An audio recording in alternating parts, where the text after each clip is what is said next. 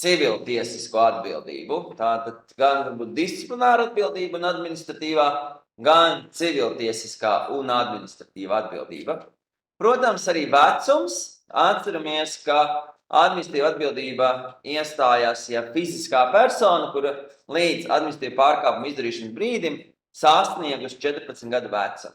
Audzinoša rakstura piespiedu līdzekļi no 11 līdz 14 gadiem, bet audzinoša rakstura piespiedu līdzekļi netiek uzskatīti par administratīvo atbildību.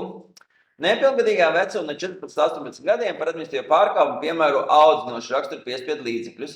Administratīvu sodu nepilngadīgajam vecumā no 14 līdz 18 gadiem piemēro, ja audzinoša rakstura piespiedu līdzekļu piemērošana konkrētā gadījumā nav liederīga. Tātad doma par to, kad ir šis te konkrēts sods, jau var piemērot tad, kad nav liederīgi.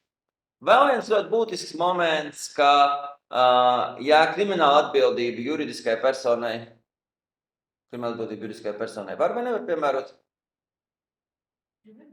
Juridiskais CABC piemērot krimināla atbildību. Nevar attiecīgi. Nu vai tur ar savu nosacījumu. Savukārt administratīva atbildība var.